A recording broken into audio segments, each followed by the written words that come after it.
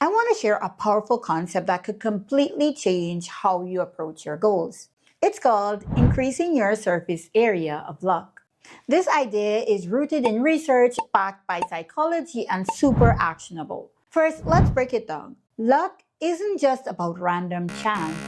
It's about creating opportunities where luck can find you. Jason Roberts puts it perfectly.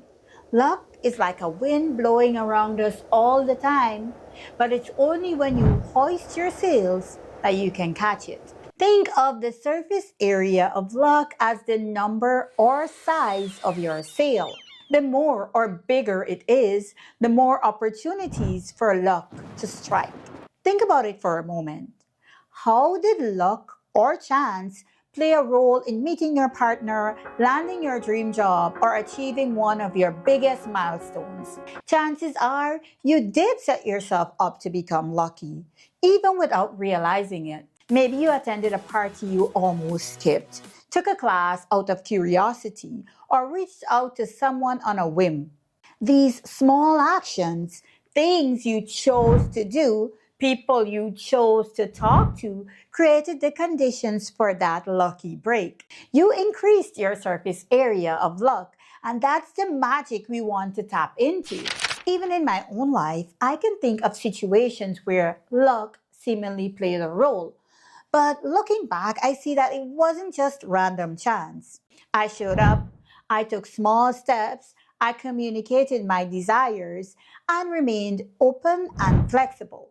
For instance, 15 years ago, I took a trip to Havana, which I was actually trying to avoid being my introverted, overly studious self. And by pure chance, I literally bumped into my now husband.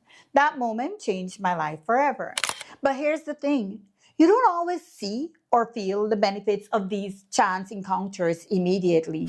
Sometimes it takes months, years, or even decades to realize how much a single decision or conversation shaped your path.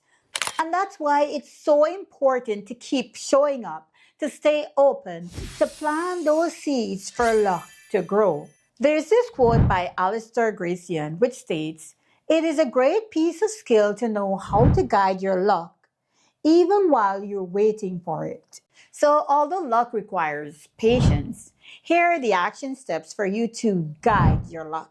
Find ways to increase your visibility. Every new interaction, project, or idea you share is like adding a thread to your sail. The more places you're in, the more chances luck has to notice you. Oh, and don't be afraid or too shy to use social media to your advantage. Before starting my blog and creating these videos, I hardly did anything at all on social media. Not only did I not want to post anything, I didn't want my family to post anything about me. Even now, I honestly still cringe every time I post a video. I'm often ashamed to share my own videos on other platforms, but you know what? I do it anyways. Well, sometimes at least. What can you do to increase your visibility? To let others see your skills and talents? It doesn't even have to be on social media. Maybe you could join a local group, attend networking events, share your work with colleagues, or even volunteer for projects that showcase your abilities. It's about stepping into the spotlight, even if it feels uncomfortable, because that's where luck starts finding you. And let me be the first to tell you, it might not appear to be immediately beneficial at first, so you may develop the desire to stop because of the fear of wasted efforts. But believe this, as you increase your visibility, in positive ways, of course, your life will expand, your confidence will grow, and you will start to step into your purpose. Luck loves community. The sociologist Mark Granover's research on weak ties, the casual acquaintances we don't know well, shows that they are often the source of unexpected opportunities. So don't ignore your acquaintances. Make it a point to connect with new people and maintain those relationships. You never know when someone might introduce you to your next big opportunity. And even if they don't, they can add some joy or inspiration to your life. 5.5 years ago, I casually mentioned to someone that I was sending out a few job applications. I didn't even ask for a referral because that person doesn't even work in the same industry. Months later, they came back with a referral that opened doors I never imagined. Who you surround yourself with will profoundly impact how you think, what you believe is possible, and ultimately what you achieve. Surround yourself with people that are happier than you, more spiritual than you, more successful than you, more health conscious than you. Limit the time you spend with people who are negative, fearful, or complacent. Jim Rohn famously said, "You are the average of the 5 people you spend the most time with."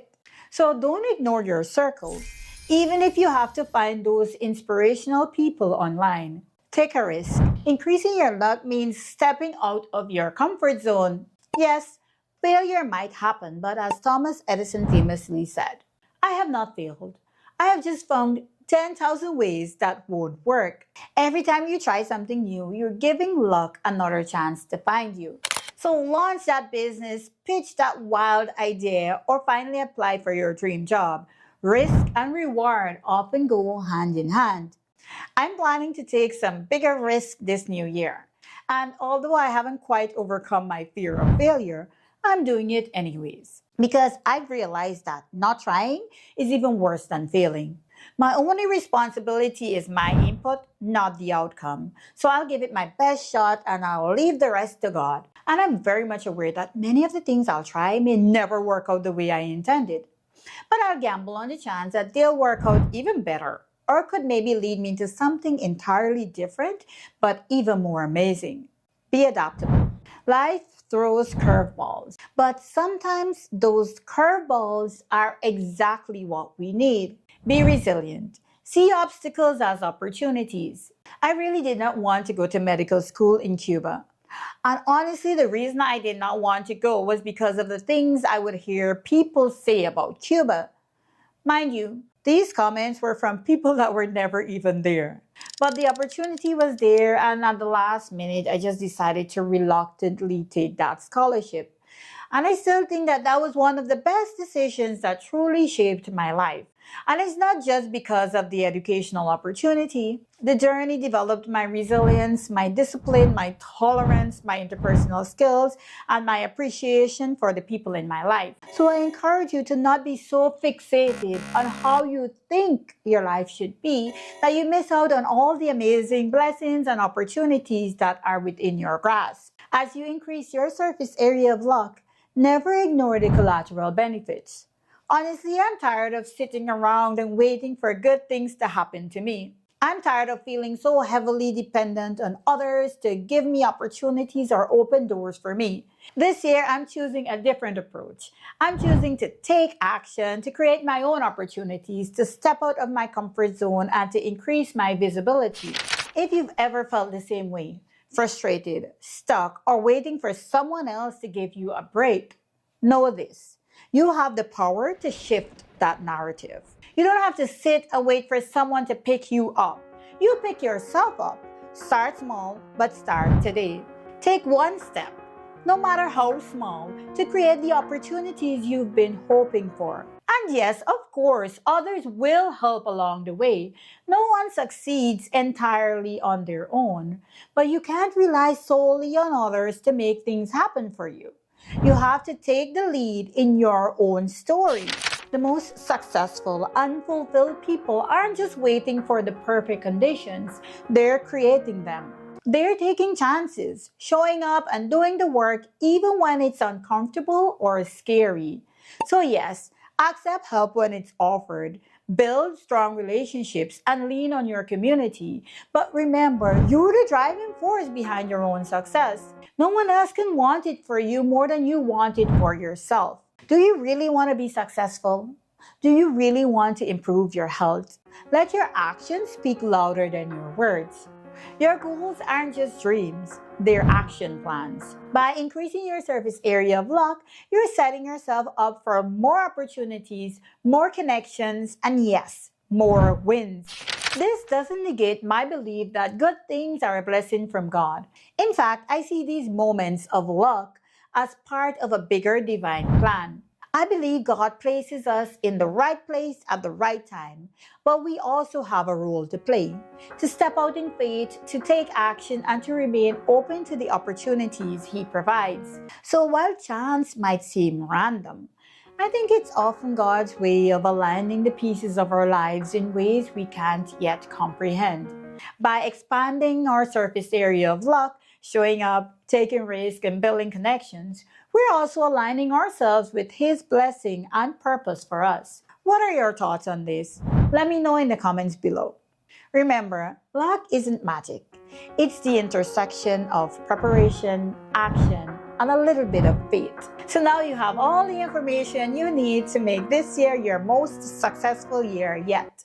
But before you move ahead with those goals, I want you to become aware of the disadvantages of setting goals and resolutions. Check out this video next, where I dive into the hidden disadvantages of setting goals and how to approach them in a way that works for you.